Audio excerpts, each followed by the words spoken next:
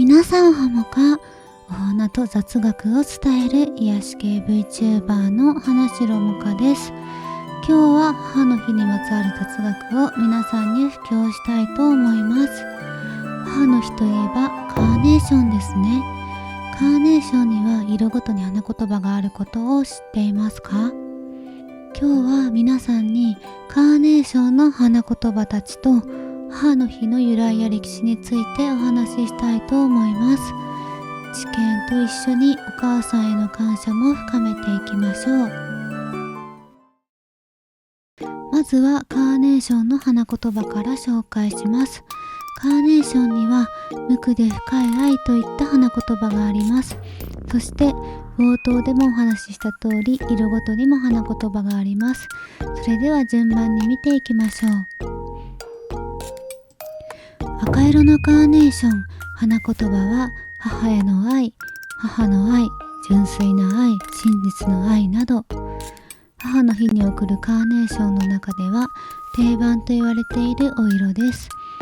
他の色の中でも一番直接的にお母さんへの思いが込められています。ただし同じ赤でも色味が深い赤色のカーネーションは私の心に悲しみをという意味合いに変わるので少し注意しましょう。白色のカーネーション、花言葉は純潔の愛、私の愛情は生きている、尊敬、愛の拒絶。白色は母の日が始まった由来となったと言われているお花のお色で、亡き母親を偲ぶ花とも言われている色なのですが、どうやら正反対の意味を持っているようですね。この話は後でゆっくりとお話ししたいと思います。ピンク色のカーネーション、花言葉は感謝、気品、温かい心、美しい仕草。ピンク色もプレゼントにぴったりな花言葉ばかりで優しい気持ちになりますね。黄色のカーネーション、花言葉は友情、美。黄色のお花ですがポジティブなイメージです。とても元気が出る色合いで素敵ですね。オレンジ色のカーネーション、花言葉は熱烈な愛、純粋な愛。オレンジ色の花言葉は恋人に対する愛情に近いような意味合いを感じます。勢いのある言葉たちですね。青色のカーネーション、花言葉は永遠の幸せ。実はこのお花は遺伝子組み換えや白いカーネーションへの着色で作られていて、とても人間らしい幸せを願う気持ちが込められています。日本のとある企業とオーストラリアの植物工学企業が共同開発で作ったムーンダストといった品種があったりします。紫色のカーネーション、花言葉は誇り、気品。紫色らしく落ち着いた色合いでとてもシックですね。黒色のカーネーション、花言葉はあなたを熱愛しています。黒色はオレンジ色よりももっと深い印象でしょうか。暗い色ですがこのように付けられているのは珍しい気がします。レインボーカーネーション、花言葉は感謝。白色の花を染めて作る様子も見られるレインボーカーネーション。白色とはまた違った印象の言葉を持つのも面白いですね。こちらのお色も母の日のプレゼントに人気みたいですよ。さて、ここまではカーネーションの色ごとの花言葉を紹介しましたが、次は母の日の歴史についてお話ししたいと思います。調べてみたところ、母の日といってもいろいろな由来があるようです。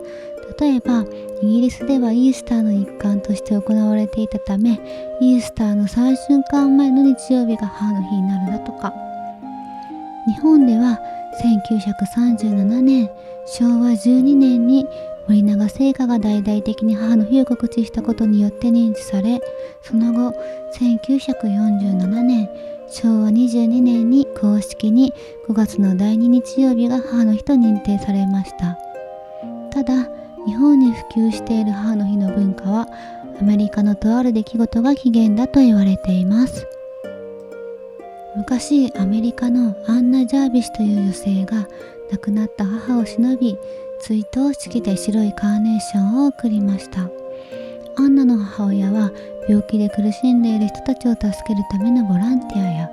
病気を予防するための運動など平和を願って働いていた人物でした。彼女たちが生きていた時代は女性の社会的立場が弱い時代であり、このような運動は歴史的な背景を考えてもとても改革的なものだったと思います。純潔の愛、私の愛情は生きている、尊敬、愛の拒絶。正反対の花言葉もこういった歴史を踏まえると、女性が認められなかった時代や平和を求める気持ちの苦しさを表しているのかなとモカは考えました。花言葉というものは明確に定められているわけではないため、このように自由に考察できるところがとても面白くていいですね。白色はプレゼントにはあまり適さないかもしれませんが、平和や追悼を祈る花としてはとても合っていると思います。このような意味を考えると、間違っても白色はご存命の方には贈るのは控えた方が良さそうですが、お花に一目惚れしてしまってどうしても贈りたいと思うことがあるかもしれません。そういう時は他の色のお花たちと合わせてみたり、手紙を添えたりして気持ちを表現すると、より本来伝えたかった気持ちは伝わるのかなと思います。今はたくさんのフラワーアレンジメントもありますから、ぜひ興味がありましたら探してみてくださいね。母の日はなんで祝日じゃないの？子供の日は日本でも祝日として定められていますよね。じゃあどうして母の日や父の日は祝日じゃないんでしょうか。調べてみたところ、母親という表現が誰を示しているのか曖昧であったためではないかという考察があるようです。面白いことにウィキペディアを見ましたら、